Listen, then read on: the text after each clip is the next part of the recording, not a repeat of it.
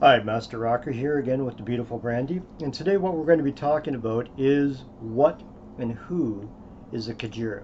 So first of all, where does the term Kajira come from, Brandy? So Kajira is a Korean term that comes from the books. The commonality is La Kajira, which is not French, and it means I am a slave girl. So you would connote that Kajira is just slave girl. Very good. And it's a Gorian term by nature. Can anyone call themselves a Kajira? No. I mean, they can call themselves whatever they want, but they're still not going to be. Kajira have this distinctive need to please, whereas a slave in a BDSM term just gives up her body. You could give her mind or soul along the line.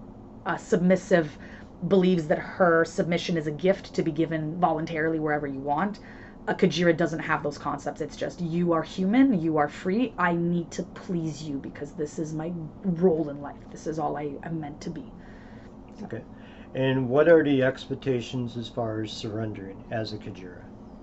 The idea is that you give up yourself completely to your master. The idea being that you are his article of possession, you are his clothing or property to do with whatever he pleases.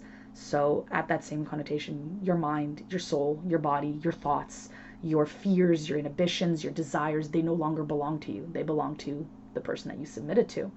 And it's very difficult for a lot of people to come to terms with that because they lose their independence to become something bigger and better. Okay. And then the next question that I have as far as are Kajira doormats, are they allowed to be vocal or are they just sort of quiet in the corner, not seen, not I heard? am definitely not quiet. I am definitely very vocal. It comes into play with how much knowledge you have. You can take some of the newer girls from the books, I think, like Elizabeth, who was a barbarian, doesn't know anything, probably didn't get much of anything, versus someone like Sura, just using the first 6 books because they're easiest to remember. That girl got away with murder, and she was able to speak to Free like she was a Free. She was popping off and had a big mouthy attitude, but at the end of the day, she still got her beatings like everybody else. So I would argue that a free man doesn't really care what a Kajira says because at the end of the day, it's property. He can beat it if he wants to. It speaks only because he allows it to speak. Mhm. Okay. And what are three things that you would give as far as advice to any new person coming in that's considering as far as being a part of Gore, as far as being a Kajira? What are three things that you would give advice for First thing I safety? would say is read the books. Just read them. Know what it is that you're dealing with. Know the nuances of the difference of a stray slave versus a free woman that's actually a Kajira in clothing. Like there's a lot of subtle differences and nuances. And the most important thing is don't submit to people that you've never met. You don't know who these people are, and there are a lot of dangerous people in this world, and you are more than likely a very attractive, very sweet girl who they want to keep forever. Remember that you don't have to do that to anybody. Like you are on earth. You deserve to be safe. You deserve to be alive. And the most important thing that I implore people is to get out there and talk to other kinksters. Talk to riggers. Talk to candle wax players. Talk to asphyxiation players. Talk to abduction players, pet play players.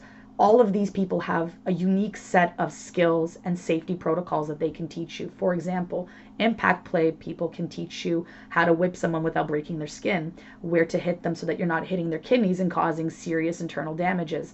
If you want to bind somebody, which is very common in the books, how to do it so that, the person doesn't have nerve damage or their nerves end up being completely severed off and then the person can't walk. Like there's very serious things that can happen to you. So educate yourself.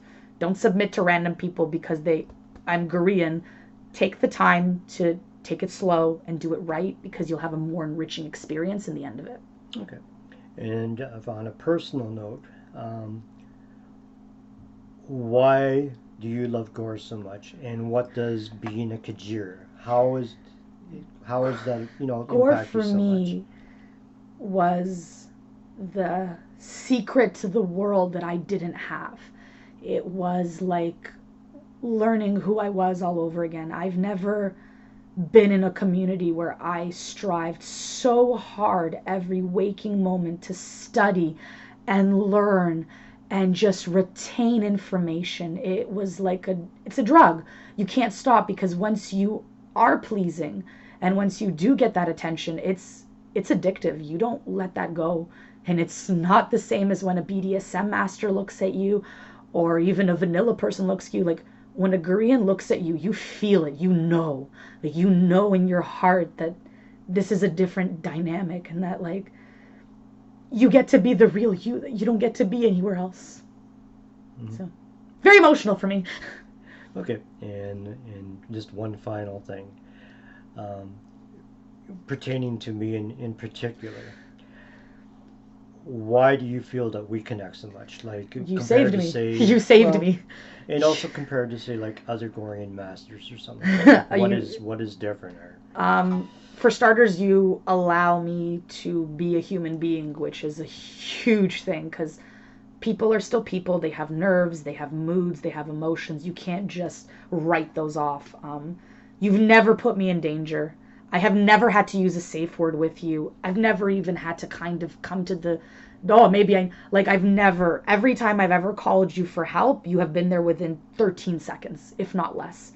I have never been in a situation in the decade that I've known you, be it gore, be it BDSM, that you were not there and you were not readily available to protect me. And, like, that's a huge thing. That's because you and I are physically near each other. Like, I'm able to go on autopilot and just let you take care of everything, and I know that I'm actually going to be safe, which isn't something that I feel all the time, because most Koreans don't have their pictures up. They don't have any kind of credentials, and they just thumpy do what I say, and I'm a woman, and I'm just like, all right, that's nice. Right. Okay. And also, from my perspective, one of the things that I've always been excited about, and especially now that we've really started to reconnect and we're actually moving into it. Because I'm no longer a child. Well, this is true, but you're you're almost 30 now. Yes. But it's the fact that, and you've known me since I was 18 years old. But basically, how much that you want to please me. Oh, and how much it makes you happy to be able to, whether it be positions, the protocols that I expect, just getting out in public, doing these videos that we're starting. Even just like calling you in the morning and telling you how my day is, or like the fact that, like, I know that you'll check up on me and be like, hey, so what's this? What are you doing? What's going on? And, like, there's not a lot of people out there that will actually do that. And there's not a lot of Koreans that will do that. There's a lot of Koreans that will slap their collar on you and thumpy, look at me, look at my chain, and they do nothing to take care of it. And that's why their chain doesn't work out. And usually these people are single. So, like, if you're single, there's a reason. Yep. And we're fairly compatible in pretty well almost every area. So yes. The choking is fun. So anyhow, that was just a little segment talking about being Gorian. What it means to be Gorian, and to be a Kajira, and different aspects of a Kajira coming from a Kajira. A Kajira. So thank you very much, and thank have you, a great Master. day, guys. Bye.